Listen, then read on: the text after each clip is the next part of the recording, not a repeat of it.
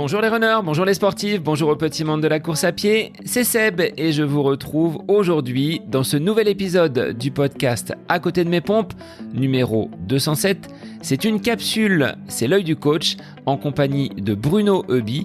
Dans ce format d'épisode relativement court, nous tentons d'apporter des réponses précises à vos interrogations. Et je remercie aujourd'hui Dounia de nous avoir sollicité pour nous proposer un sujet d'épisode dont je vous laisse prendre connaissance immédiatement et je vous souhaite une très belle écoute. Salut Bruno, salut Sébastien. Eh bien moi j'avais une question à propos de l'après-objectif. Une fois qu'on a fini notre course, une fois qu'on a passé la finish line, on a souvent une phase de descente, une phase de down quelques jours après ou une semaine après. Et je voulais savoir un petit peu comment on faisait pour surmonter ça et puis repartir sur autre chose. Voilà, je vous remercie, à bientôt. Bonjour Bruno et bonjour Marie. On a une invitée supplémentaire sur le podcast en la personne de Marie Léoté que vous avez déjà entendue sur le podcast puisqu'elle a parcouru un tour du monde en courant, 697 marathons, 2 ans et demi de course. Marie, sois la bienvenue pour traiter de cette thématique en réponse à la question de Dounia. Merci de m'accueillir Sébastien, ou plutôt de me réaccueillir, vu qu'on avait déjà enregistré quelque chose pendant le Tour du Monde. Donc c'est un grand plaisir pour moi de revenir et surtout de partager sur la thématique de l'après, effectivement, qui est fondamentale, très très importante quand on se lance des grands défis. Alors Bruno, de ton côté, cette gestion de l'après, qu'est-ce que tu peux en dire? Est-ce que tu les intègres, ces semaines post-compétition, dans tes plans d'entraînement? Oui, bien sûr. Oui, moi j'explique toujours que un plan d'entraînement, c'est pas juste des séances qui se succèdent, mais qu'il y a aussi toute une préparation autour, et notamment une forme de préparation mentale, même si je n'ai pas la prétention d'être un préparateur mental. Donc oui, il faut préparer le sportif à ce qui va se passer après, il faut anticiper, parce qu'on sait que forcément, après avoir atteint l'objectif, on arrive en quelque sorte au bout du chemin. Donc, il va falloir anticiper pour que ce bout du chemin ne soit pas un précipice, qu'on puisse rebondir et poursuivre l'aventure. Comment on peut passer d'une euphorie lorsque l'on franchit la ligne d'arrivée, et Marie pourra nous donner son expérience à l'issue de son tour du monde, à une descente aux enfers, un grand vide, je dirais, parce que descente aux enfers, ça fait vraiment très terne et très noir, si on peut l'appeler ainsi. Mais comment on peut passer de cette joie immense à ce grand vide? Marie, quelle est ton expérience suite à ce passage de cette ligne d'arrivée du côté de l'Australie? Oui, alors en fait l'expérience que moi j'ai vécue, je pense que c'est exactement la même chose que quelqu'un qui va courir, disons, son premier marathon, ou bien un grand truc genre la Diagonale des Fous, l'UTMB, ou n'importe quelle course finalement, qui est posée comme un grand défi. Moi je l'ai vécu, c'était mon intensité à moi, ma course, elle a duré 2 ans et demi. Donc, imaginez-vous, pendant 2 ans et demi, chaque journée, l'intensité folle que peut procurer votre premier marathon ou votre plus belle course. Et ça, je l'ai vu au quotidien pendant 2 ans et demi. Donc, c'était évident qu'il fallait que je prépare l'après pendant. Parce que ce qui se passe après, c'est qu'au moment où vous franchissez cette ligne d'arrivée, c'est toute cette intensité-là que vous perdez. C'est pas franchement, je pense, de mon point de vue, ça n'a pas été l'effort physique qui m'a manqué une fois passé la ligne d'arrivée. C'est je savais que quoi que je fasse, quels que soient les entraînements que je continue à faire, l'activité sportive que je continue ou non après ces 2 ans et demi de course, c'est l'intensité que j'allais pas pouvoir remplacer. Donc en fait, pour moi, on pourra parler des techniques que j'ai mises en place, parce que j'ai voulu absolument éviter le gouffre dont parlait Bruno justement, et il a raison, ça peut être comme ça.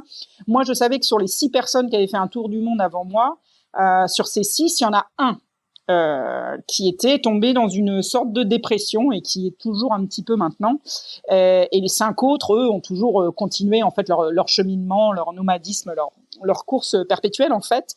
Et donc je savais que c'était un risque parce que 1 sur 6, c'est quand même un chiffre pas négligeable. Et puis donc j'ai préparé ça et on pourra parler des techniques, mais effectivement c'est quelque chose qui peut faire peur, surtout si on l'a pas intégré avant, si on l'a pas vu venir. Bruno, de ton côté, comment tu vivais les échéances, les compétitions, et comment tu abordes aujourd'hui, avec les athlètes que tu accompagnes, cette phase un petit peu compliquée, c'est-à-dire que on est à mi-chemin entre cette satisfaction ou pas d'avoir atteint son objectif ou pas, et derrière qu'est-ce qui se passe dans les jours qui suivent. Pourquoi? Et je l'ai vécu, moi, sur cette période du mois d'octobre où, après avoir concouru sur les 20 km de Paris, puis le 10 km de l'Indien, la quinzaine de vacances qui a suivi, je me traînais, mais comme un escargot sur les séances, moins d'énergie, une fatigue qui était accentuée alors que j'avais pas beaucoup d'activité et une perte de sens limite à cette activité du running. Comment toi tu le perçois de ton regard d'entraîneur? Ouais, je crois que t'as assez bien, enfin, non, pas assez bien, t'as très bien mis le doigt sur les points essentiels dans tout ce que tu viens de dire. Et pour rebondir là-dessus, pour moi, je dirais qu'il y a, alors à titre personnel, de ce que j'ai ressenti moi en tant qu'athlète, je dis toujours, on entraîne ce qu'on est. Et moi, j'ai été coureur, enfin, je suis encore coureur, mais j'ai été coureur, on va dire, de haut niveau. Et donc, ce que j'ai ressenti moi en tant que coureur, j'essaie de le transférer aux athlètes parce que je vois pas pourquoi ils vivraient pas la même chose que moi. Pour moi, il y a deux cas de figure bien distincts. Et t'en as parlé, tu l'as évoqué. Il y a le cas de figure où l'objectif, il est atteint. On va dire la course, elle est réussie. Et un cas de figure où l'objectif, il n'est pas atteint. Alors, j'aime pas parler de course ratée. Je dirais que la course n'est pas réussie. Voilà. J'aime pas, enfin, pour moi, on ne rate jamais une course. Il y a jamais vraiment d'échec. C'est juste une course qu'on n'a pas réussi comme on le voulait. Et là, du coup, on se retrouve dans des dispositions psychologiques qui sont totalement différentes. Puisque quand on a atteint l'objectif, on surfe un peu sur cette vague. Alors, les endorphines ne sont peut-être pas celles de l'exercice physique, mais on reste quand même dans une forme d'euphorie qui fait que on est bien. À l'inverse, quand l'objectif n'est pas atteint, là, effectivement, tout se précipite. C'est-à-dire qu'on a cette chute physiologique, puisqu'on a plus d'entraînement, on court moins, donc on a moins d'endorphines. Donc c'est ça aussi, ce sentiment de se sentir moins bien, c'est que la course à pied apporte notre petit shoot d'endorphines qu'on aime tant, et ça on l'a plus. Donc déjà, quand on court moins, on a moins ce plaisir que nous procure l'activité physique. Et puis du coup, on a aussi psychologiquement un moment de faiblesse puisqu'on a moins bien réussi. Donc la préparation avec l'athlète, ça va être de se dire que en fonction du résultat, on ne sera pas dans les mêmes dispositions. Donc moi, les conseils que je donne, c'est de dire que un objectif, c'est un peu la cerise sur le gâteau. Ce qui compte, il y a une phrase qui dit, je sais plus, ce qui compte, c'est pas l'objectif, c'est le chemin. Ouais, déjà, prendre du plaisir à s'entraîner au quotidien, se dire que l'objectif, c'est quelque chose qui est relatif en fonction de la forme du jour. Donc, relativiser le résultat, relativiser l'objectif, ça permet déjà d'éviter de sombrer. C'est un peu comme quand on va sur une table de jeu. Si on a tout misé sur un seul truc et qu'on perd, on n'a plus rien. Moi, je pense qu'il faut essayer de répartir la mise pour assurer d'avoir une certaine forme de réussite. Donc voilà, ça c'est une des stratégies qu'on peut utiliser. Je ne voudrais pas monopoliser la parole, mais il y a aussi le fait dans la planification de ne pas tout miser aussi sur un seul objectif. Marie nous le disait, elle avait quasiment l'objectif tous les jours. Donc du coup, c'est vrai que ça lui permettait de rebondir. Si on se fixe un objectif, on doit aussi anticiper sur qu'est-ce qui va se passer derrière. Il y a d'autres objectifs, il y a d'autres défis à se fixer. Et la planification, on en a parlé dans une autre capsule, elle est utile dans ces moments-là, puisque on peut rebondir sur d'autres compétitions, on peut se projeter toujours vers l'avant, et du coup, on a moins ce sentiment de ne plus rien avoir quand l'objectif il a été réalisé, qu'il soit réussi ou pas d'ailleurs.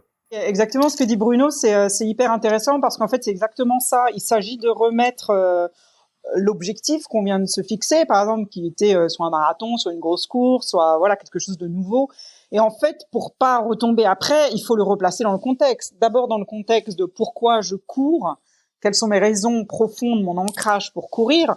Alors ça peut être pour se sentir bien, ça peut être pour décompresser, ça peut être pour se challenger. Enfin, il y a 1000 raisons. Les gens vont courir pour 1000 raisons. Quand on va faire une course, ça peut être pour soi, pour les autres. Souvent, c'est quand même beaucoup pour soi. Voilà, donc ça peut être aussi une histoire de quelque chose, un jeu d'équipe en fait, d'aller courir avec les membres du club, ou voilà, en couple ou avec des amis. Mais il faut replacer ça dans les raisons profondes qu'on a de courir. Et quand on fait vraiment l'exercice de se poser les bonnes questions, quand on a fini, finalement, on se rend compte que ce premier marathon ou cette course folle, il y a toujours d'autres objectifs qu'on peut se fixer derrière. Ça peut être de varier un peu les choses, de passer de la route au trail, par exemple, de passer de la course au multisport, de passer du marathon à l'ultra-marathon. Il y a tellement de choses Et ça, je m'en suis rendu compte pendant le tour du monde. Il y avait des gens qui me disaient, mais oh là là, mon Dieu, ça va être terrible pour toi après. Qu'est-ce qu'on peut faire une fois qu'on a fait un tour du monde? 2 tours du monde? 2 tours du monde. Ah, tu Non, m'as piqué celle-là. on peut faire. Mais non, mais 1400 marathons. c'est ça, quand on a fait 700, on peut faire 700. Non, mais quand on a fait un tour du monde, bah, finalement, on a traversé 4 continents en courant, hein, parce que je vais pas faire un quadrillage de la planète. Donc, bah, quand on traverse pas tous les continents. Donc, il me reste encore 2 continents à courir. Et puis, quand on a traversé un continent, on l'a traversé d'une manière. Il y a 1000 façons de traverser un continent. Ce que je veux dire, c'est que ça s'arrête vraiment jamais. Si les raisons profondes, bien ancrées en nous de courir sont solides, on perd pas ça de vue. Et il faut remettre dans un contexte général l'atteinte d'un objectif. Ça ne reste que l'atteinte d'un objectif, comme dans tout projet, qu'il soit personnel, qu'il soit professionnel ou autre. Il y a toujours autre chose après, heureusement, parce que sinon la vie serait très déprimante.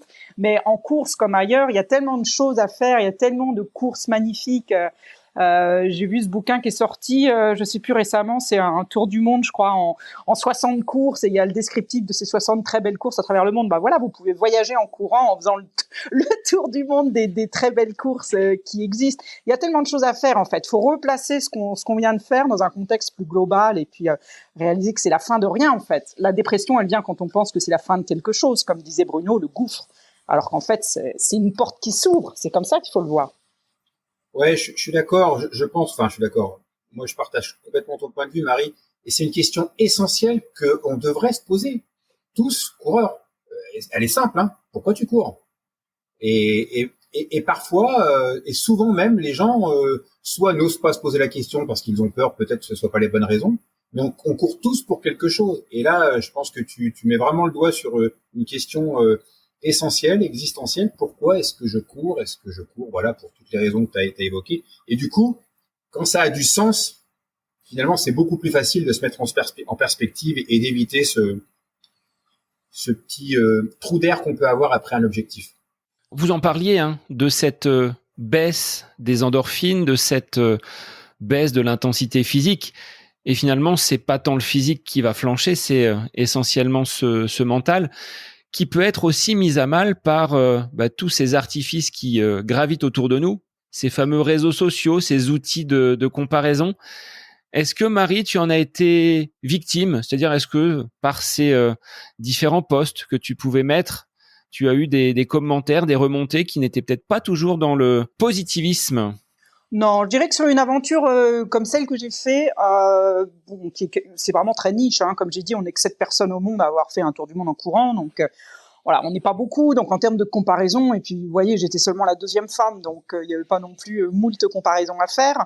La seule raison pour laquelle je postais sur Strava et Garmin au quotidien, c'était que ma course, pour être ratifiée comme telle par l'organisme en charge de ratifier les tours du monde, eh bien, il fallait tout simplement que mes données soient vérifiables au quotidien. Donc j'avais forcément, je mettais tous les jours sur Garmin et Strava, hein, le compte est toujours accessible, enfin les comptes.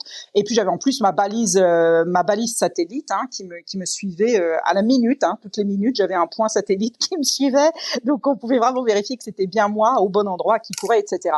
Donc j'allais dire, sur Strava et Garmin, j'ai pas eu à faire d'actes de malveillance. Mon périple, on n'en a pas trop parlé pendant. Il y a eu quelques podcasts, dont le tien d'ailleurs, Sébastien, que j'ai beaucoup aimé faire. Et c'est vrai que de manière générale, j'avais pas une visibilité énorme, donc j'étais pas vraiment dans l'œil du cyclone. En revanche, ce que je dis souvent, c'est que la motivation, et ça c'est un autre sujet qui est très intéressant, pour moi c'est basé sur 2 choses. C'est basé sur d'abord le discours interne qu'on a, ce qu'on est en train de faire, pourquoi on le fait. Voilà, la personne qui va courir son premier marathon, c'est un challenge extraordinaire, c'est beaucoup de choses, c'est un objectif fou, etc.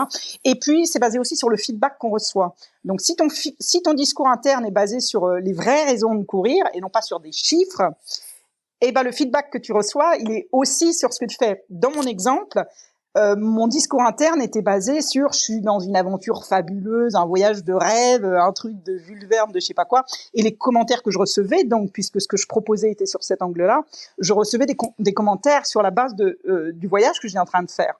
J'étais pas en train de dire tous les jours, ah bah aujourd'hui j'ai couru à 6,30 par kilomètre, oh là là aujourd'hui j'étais un peu lente, j'étais plutôt à 7,000 par kilomètre. Là j'aurais eu un feedback atroce, fondé uniquement sur les chiffres. Et alors là c'était la porte ouverte à la dépression pendant la course. Donc en fait ces chiffres, je les utilisais pas dans un motif de comparaison ou même de pour tracer exactement mes courbes. Je laissais faire ça à l'instinct. Mais c'est vrai que j'observe par contre sur Strava et Garmin, parce qu'il y avait beaucoup de gens qui me suivaient, donc du coup des fois je les suivais.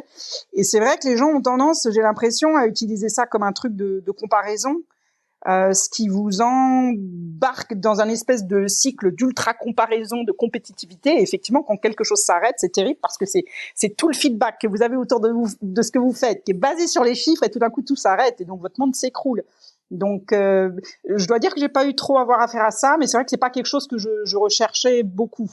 Mais c'est vrai que ce travail Garmin, j'imagine, c'est des choses qu'il faut utiliser avec précaution en termes de ce qu'on reçoit comme feedback. Si je vous écoute bien, cette période un petit peu chaotique et périlleuse qui se présente à nous une fois l'objectif passé, il va falloir s'y plonger bien en amont. C'est-à-dire que ça se prépare même avant la course.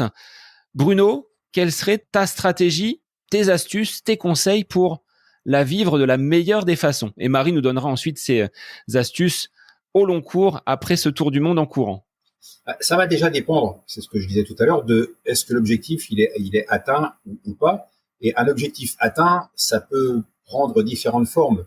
Sur un marathon, on peut fixer un objectif chronométrique, on peut se fixer aussi d'arrivée, on peut se fixer un classement. Enfin, il y a différentes manières d'atteindre l'objectif.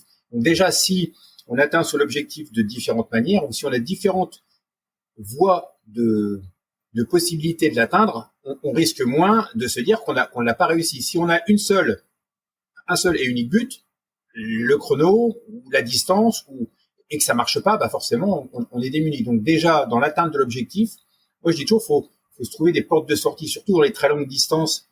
Sur un 24 heures par exemple, je dis toujours à un athlète, ok tu vas pour battre ton kilométrage, mais peut-être que il y a aussi le classement qui peut t'intéresser, et puis aussi ça peut être aussi de battre ton corps personnel, ça peut être aussi enfin bref, il y a différentes. Si on a un seul scénario et que le scénario ne fonctionne pas, on est sûr de se planter. Si on a plusieurs scénarios, déjà, on est moins sûr de se planter, on a plus de chances de réussir.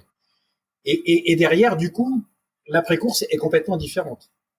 Dans tous les cas, ce que je pense qu'il faut faire, c'est anticiper, effectivement, c'est-à-dire expliquer aux sportifs que après, forcément, on va passer à autre chose, que c'est pas la fin d'un monde, que c'est pas la fin d'une aventure, mais qu'en fait, sa carrière, sa saison, elle est parcourue comme ça par différents objectifs. Et que se projeter déjà dans l'objectif suivant, c'est se remotiver. Après, on ne doit pas tout miser non plus sur le sport. Enfin, moi, le sport, c'est la plus importante des choses secondaires. Donc, attention, il n'y a pas que le sport dans la vie, parce que si on n'a que des objectifs de compétition, ou si on n'a que des objectifs à atteindre dans sa vie, alors on va aller de course en course comme ça, et on va rentrer dans quelque chose qui ne s'arrêtera jamais. Donc, c'est peut-être aussi le moment de passer à autre chose, d'aller jardiner, d'aller profiter de tout ce qu'on n'a pas fait pendant la préparation, d'aller boire un coup avec les copains, de déguster quelques bonnes bouteilles, de profiter de sa famille qu'on a peut-être un peu délaissé. C'est le moment de se consacrer à autre chose que le sport. Et ça, je trouve que c'est pas moi qui suis plutôt un épicurien et qui pense qu'il n'y a pas que le sport dans la vie. Je conseille vivement aux gens de se comporter de cette manière-là. Marie, de ton côté, comment tu as vécu toute cette agitation après l'arrivée et puis en rentrant à la maison? Là, il n'y a plus rien. Alors comment tu as fonctionné? Oui, c'est ça qui est terrible, hein, c'est que dans mon cas, après 2 ans et demi de course, qui est quand même très long, mais qui m'ont pas paru longs du tout à moi, mais il y a ce moment où on arrive sur la ligne d'arrivée, je vois le petit groupe de gens qui m'attend à Sydney, et en fait, je réalise dans ce moment-là qu'il y a un moment, là, très proche, qui se rapproche de manière ultra rapide vers moi, où je vais faire ma dernière foulée, je vais arrêter mes GPS, et c'est toute l'aventure qui se finit dans ce petit moment-là, dans cette microseconde de la dernière foulée qui se pose. Et là, tu fais demi-tour. Très... Ah oui, de peur. Il y a au côté là, tu fais demi-tour et tu repars. Je sais pas. Il y avait presque une envie de ça quand même. Je voulais pas qu'elle s'arrête, cette aventure, c'était évident, mais en même temps, elle s'arrête pas, je le savais. Mais ce que je veux dire par là, c'est que pour moi, ce qui était important à ce moment-là, c'est d'avoir fait tout le travail de visualisation. Je crois énormément à l'importance du travail de visualisation. Alors moi, j'avais beaucoup de chance parce que mon espace de réflexion pendant ces 2 ans et demi, il était immense. J'avais la durée d'un marathon au quotidien pour emmener mes réflexions où je voulais. Donc j'ai eu bien le temps. Alors, je le faisais pas tous les jours, bien sûr, hein, parce qu'on n'a pas tous les jours. Parfois, on veut être juste dans le moment présent, on veut être dans l'instant, dans les sensations, etc. Mais c'est vrai qu'il y avait de temps en temps, de manière régulière, je faisais l'effort de me dire, de me projeter, de visualiser l'après, de me dire qu'est-ce qui va être bien dans ma vie d'après quand je serai revenue à une vie un peu sédentaire, vu que j'étais dans le nomadisme extrême finalement. Et donc je visionnais des choses que j'avais envie de faire, ce que j'avais envie de faire professionnellement aussi, de quelle manière je voulais faire évoluer ma carrière, des activités que j'avais envie de faire. Par exemple, le jour où j'ai terminé, il y a eu une session de questions et réponses après la fin de ma course et il y a des gens qui me demandaient mais vous allez continuer à courir un marathon par jour comme ça chez vous maintenant? Je dis ah non, surtout pas. Moi je rêve de nager, je rêve de remonter sur un vélo. Voilà, j'avais d'autres choses que j'avais envie de faire, j'y avais pensé. J'avais pensé à comment j'allais occuper les journées, les semaines, les mois qui suivaient l'arrêt du Tour du Monde. J'avais commencé à préparer des conférences, j'avais commencé à préparer l'écriture du livre qui est sorti un an après. En fait, tout ça faisait partie d'un truc de visualisation, ce qui fait qu'en fait, quand j'ai fini, bien sûr, il y a ce moment terrible où on se dit l'aventure est finie. Et ça, on peut pas l'éviter parce que c'est évident, faut l'accueillir en fait. C'est un moment où c'est la petite mort de l'aventure, c'est la petite mort de la course qu'on a fait. Et ça, c'est normal, mais il faut pas le vivre avec tristesse. Et après, ça permet, quand on a bien fait la visualisation, de se plonger dans autre chose et finalement d'attendre des choses, d'avoir hâte d'autres choses. Et ça, c'est très important parce que ça refocus le mental finalement. Et ça, moi j'ai eu la chance, je touche du bois. Bon, maintenant ça fait un peu plus d'un an que j'ai terminé. J'ai pas eu vraiment de moment de dépression. J'ai senti très fort la perte de l'intensité qui m'a beaucoup manqué, mais ça m'a pas fait sombrer dans une dépression parce que je me suis plongée quasiment dès après dans des choses que j'avais anticipées et que j'attendais avec impatience. Bruno, sur un plan sportif, quand un athlète te dit « ça fait 15 jours, Bruno, que j'ai pas les jambes, que j'ai pas la forme », comment tu vas pouvoir le remettre en action progressivement pour qu'il sorte de cette zone un petit peu grise après avoir peut-être rempli un objectif, après avoir performé sur une distance qu'il préparait? Quelle stratégie tu vas mettre en place pour, pas après pas, remettre cet athlète en pleine forme? Alors pour moi, il y a une notion qui est fondamentale, qui est clé. C'est pas de l'endurance fondamentale, c'est une notion fondamentale, c'est le plaisir. Retrouver, s'il a été perdu, ou reprendre. Normalement, il a dû toujours être présent pendant la préparation, pendant la compétition, plus ou moins si elle n'a pas été aussi bien réussie qu'on le voulait, mais c'est la notion de plaisir. Donc je vais mettre en place des séances au cours desquelles le sportif va prendre du plaisir. Et ça, c'est un échange avec l'athlète, c'est une communication. Alors, pour nos auditeurs, on peut peut-être donner un cas concret. Je fais une séance, je fais un objectif où j'ai besoin de travailler ma VMA, sujet que tout le monde connaît plus ou moins. On va pas rattaquer par des séances de VMA. On va rattaquer par quelque chose de plus tranquille, ce que moi j'appelle les déroulés, où l'athlète va être centré sur lui. Les déroulés, pour moi, c'est courir en étant centré sur ses sensations, c'est courir en étant beau, c'est courir sans chercher à forcer. Voilà, ça peut être une façon de retrouver les sensations, de se recentrer à nouveau sur soi et de prendre du plaisir à pratiquer, parce que ça, c'est la base de tout. Et ça rejoint ce que dit Marie, qui parle beaucoup de centration sur soi, de voyage intérieur. C'est un peu la même chose, on utilise les mêmes ressorts. Sur une séance de MA, par exemple, de reprendre par des séances classiques, on va prendre je vais demander à l'athlète de faire des allures progressives ou des allures variées pour que justement, il soit centré sur lui, centré sur ses sensations et que ces sensations soient synonymes de plaisir. Donc pour moi, ça, c'est la base de l'écoute. Et puis, on met en place un programme, bien sûr, personnalisé qui va correspondre à l'athlète en question. Il n'y a pas de programme tout fait. Est-ce que vous voulez ajouter quelques petites choses pour terminer cette capsule sur cette période un peu de down après un objectif, cette chute vertigineuse où la motivation, où l'énergie vont fluctuer, mais plutôt à la baisse? Oui, juste vraiment pour conclure et pour rebondir sur ce qu'a dit Bruno et qui est très juste, moi on me le demande souvent, on me dit mais comment tu as pu faire quasiment 700 marathons d'affilée sans jamais avoir envie d'abandonner, sans jamais avoir de baisse de motivation? Et je dis, ma réponse est toujours simple, je dis parce que à l'essentiel, au cœur du truc, il y a le désir. Et le désir, il m'a pas lâché pendant 2 ans et demi. Je savais pourquoi je courais, je savais ce que je voulais, j'avais une envie folle de ce truc. Et en fait, ce qui est important là, c'est quand on est en train de faire ça, quand on est en train de se préparer pour son premier marathon, pour sa course, pour n'importe quoi, c'est de comprendre dans sa préparation, de comprendre ce qui fait que tous les jours on a envie d'aller s'entraîner. Pourquoi est-ce que je suis dehors? Pourquoi cette course me tient tellement à cœur? Et une fois qu'on a compris ça, en fait, on a compris la recette. Moi, tous les jours, j'avais compris la recette du jour d'avant de pourquoi je me levais avant le réveil matin pour aller courir mon marathon quotidien. Et je comprenais que c'était ce désir-là. Et pourquoi? Qu'est-ce qui alimentait ce désir? Et en fait, quand vous comprenez ça, vous pouvez le reproduire après, naturellement, avec d'autres objectifs, avec d'autres envies, etc. Mais vous avez compris ce qui allumait cette flamme du désir en vous. Et ça, pour moi, c'est crucial et c'est quelque chose qu'on fait pendant pour préparer l'après. Ouais, c'est vrai. Alors on se connaît pas, Marie, mais je suis en phase avec tout ce que tu dis. C'est tout à fait ça. Moi, s'il y avait quelque chose à rajouter, je parlerais d'acceptation. Il faut accepter qu'à un moment, ça aille moins bien et qu'il y ait cette forme de passage, de blues, de cafard qu'on puisse avoir. Il faut l'accepter. Ça fait aussi partie du jeu. C'est parce que il y a la nuit qu'on a plaisir à voir le jour. C'est parce que il y a de la pluie qu'on a plaisir à voir du soleil. Donc, acceptons cette phase un peu moins bien, puis on repartira d'autant plus facilement. Merci Marie, merci Bruno. Alors on avait aujourd'hui pas un mais 2 coachs presque pour nous accompagner sur cette capsule.